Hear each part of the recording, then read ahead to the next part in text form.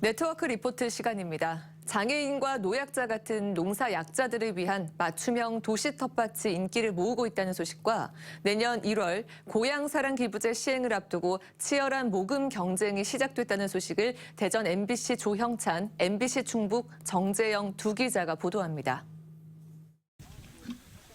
휠체어를 탄 도시민들이 텃밭을 가꾸고 있습니다. 바닥은 점토, 벽돌 등 매끄럽고 균일한 재질로 꾸며져 휠체어 이동이 가능해졌고 높임 하단으로 휠체어에 앉은 채 작업도 할 수 있습니다. 틀밭 형태로 돼 있어가지고 저희들이 높이라든지 이런 것들을 잘 저희 체형에 맞게 잘 이렇게 시설을 해주셔가지고 저들이 이용하는데 굉장히 편리한 것을 느끼고 있습니다. 고령자를 위한 텃밭도 인기입니다. 디귿 형태의 텃밭은 가운데 의자를 붙여 작업 도중 다리가 아프면 쉴 수 있게 조성됐습니다. 의자에 앉아서도 농작물들을 키우고 수확할 수 있게 설계된 겁니다. 우리가 텃밭하는 곳은 조금 불편하긴 해요. 고랑으로 이렇게 만든. 여기는 베드형으로 되어 있고 그래서 조금 이렇게 쉬는 공간도 잠깐 앉을 수 있는 공간도 이렇게 좋으네요. 수확 후에는 농작물을 이용한 모히또나 카나페 같은 간식을 나눠 먹으며 건강도 챙기고 이웃끼리 친목도 다집니다. 텃밭에서 수확한 허브를 이용해서 애플민트랑 로즈마리와 그다음에 토마토를 이용해서 모히또라는 음료수를 만들 거고요. 농촌진흥청 도시농업공원에 조성된 도시민 맞춤형 텃밭으로 영유아와 반려동물 동반 텃밭도 인기입니다. 전국 5곳에 불과했던 도시농업공원은 3년 만에 23곳으로 확산됐는데 고령화, 핵가족화 특성에 맞는 도시민 맞춤형 텃밭의 필요성은 점점 커지고 있습니다.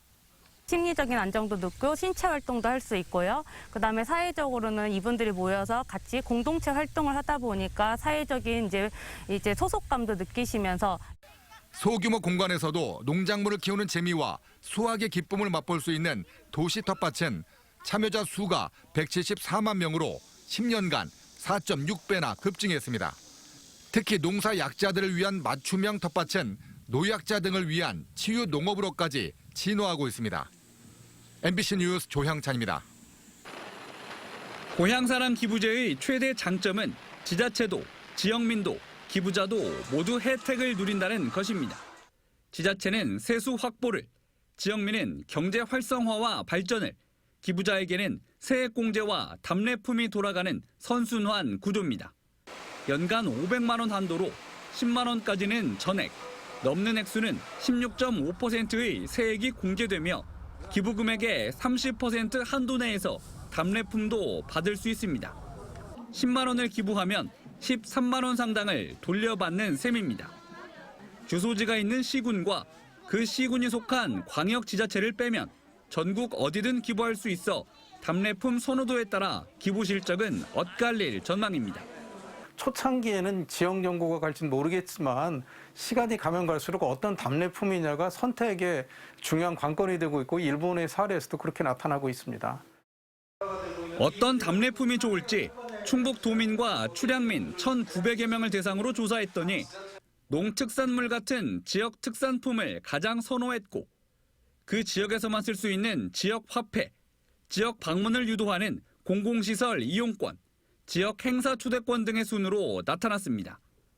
얼마를 기부할 것인가에 대한 질문에는 응답자의 77.3%가 전액 세액 공제를 받을 수 있는 10만 원 미만을 선택해 소액 선호도가 압도적으로 높았습니다.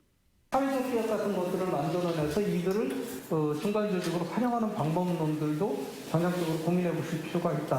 공동 협력 관계를 어떻게 만들어내느냐.